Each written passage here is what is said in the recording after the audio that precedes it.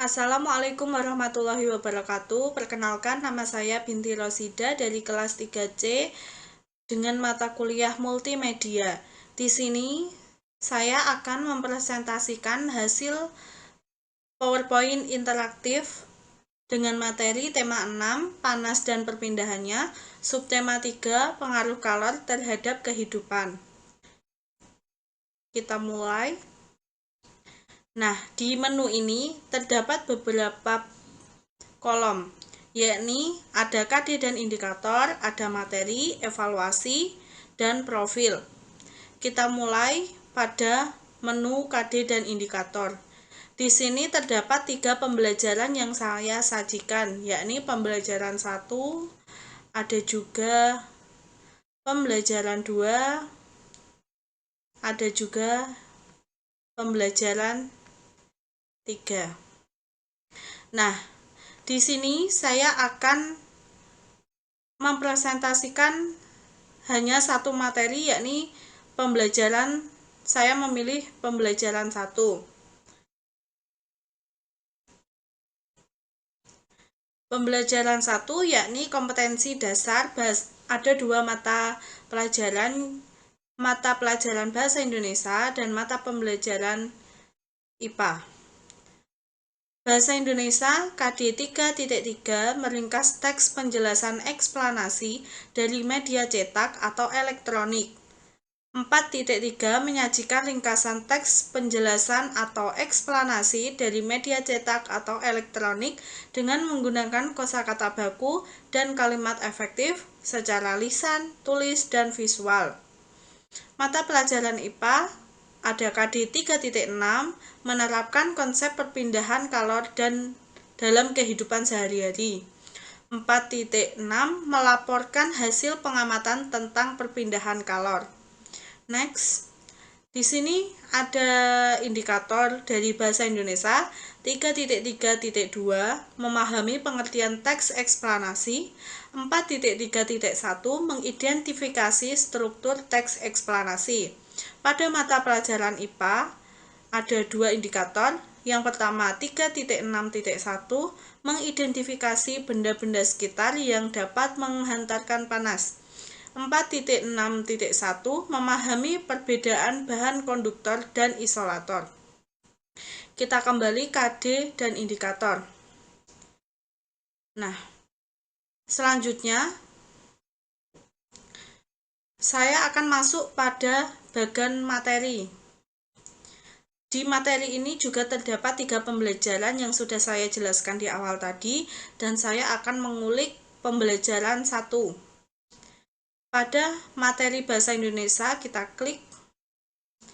Nah, bahasa Indonesia, teks eksplanasi adalah teks yang berisi tentang proses mengapa dan bagaimana suatu peristiwa alam, ilmu pengetahuan, sosial, budaya, dan juga lainnya bisa terjadi.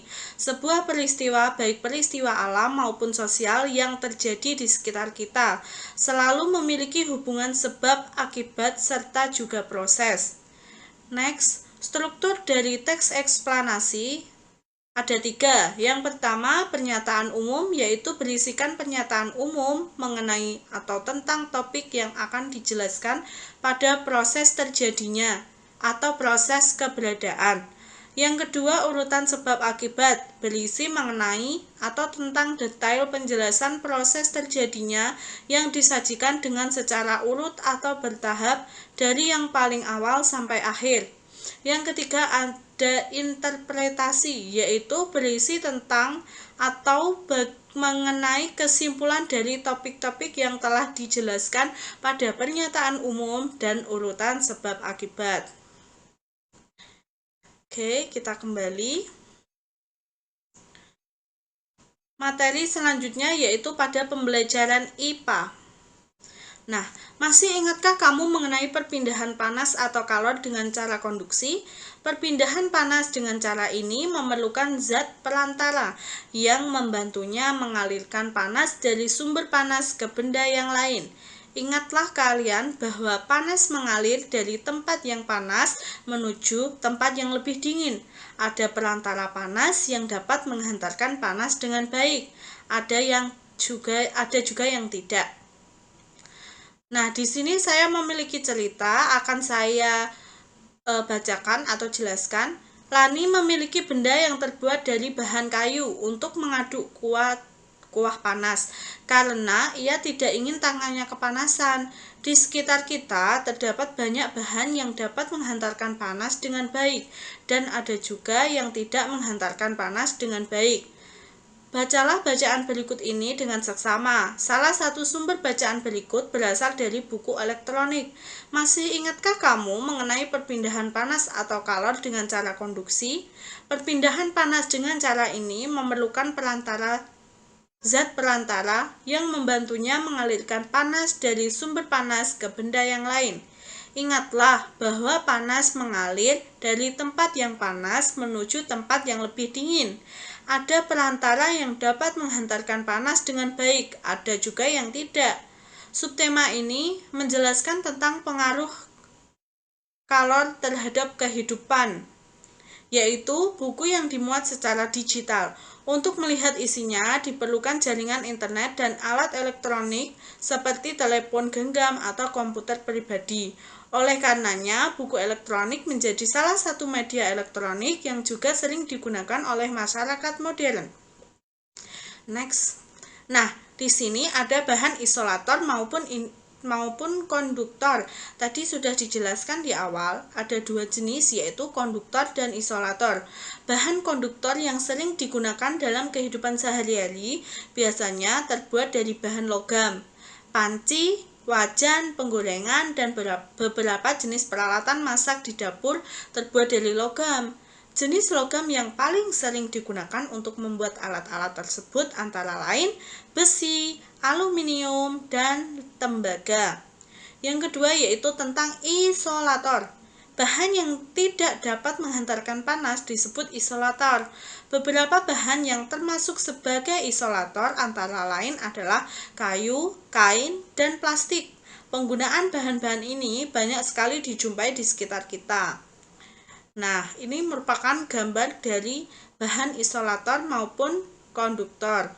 Nah, di sini ada pegangan panci. Pegangan panci ini disebut dengan bahan isolator. Dan tutup panci itu disebut dengan isolator.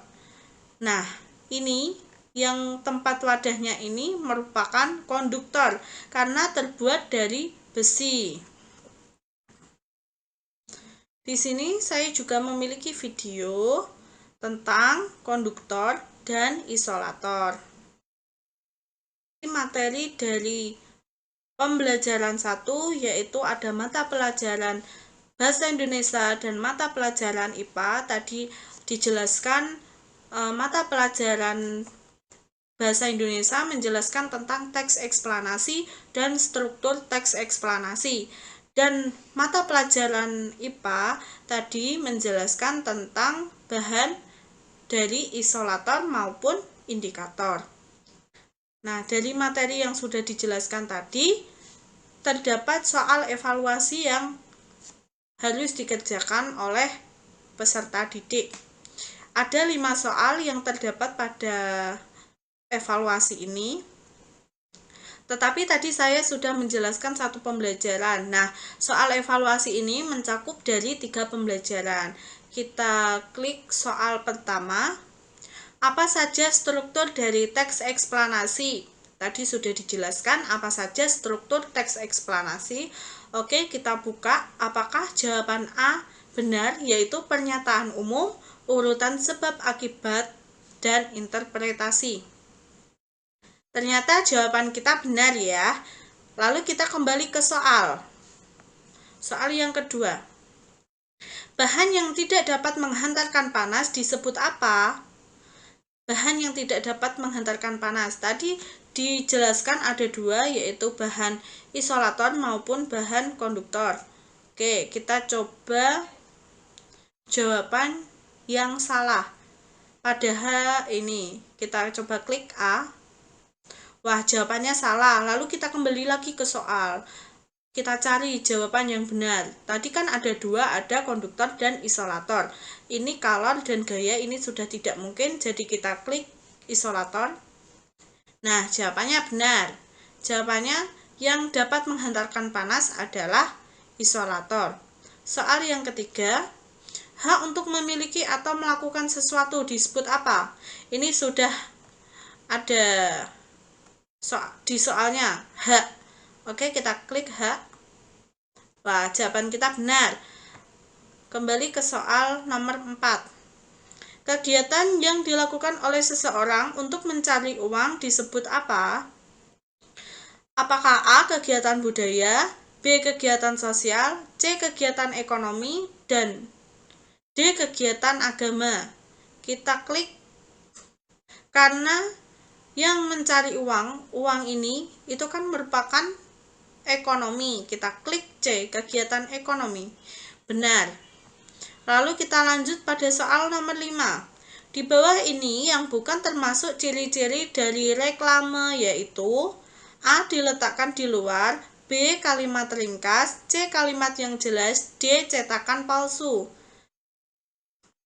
Kita klik D. Wah, jawabannya benar. Nah, ini tadi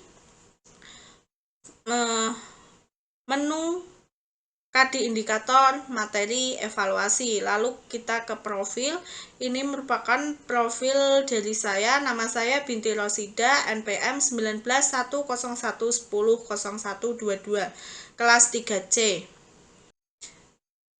Baik teman-teman, itu tadi pemaparan menu dari KD indikator, materi, evaluasi, dan juga profil dari saya. Inilah pemaparan materi dari produk PowerPoint interaktif yang saya sajikan. Apabila ada kesalahan kata, saya mohon maaf. Wassalamualaikum warahmatullahi wabarakatuh.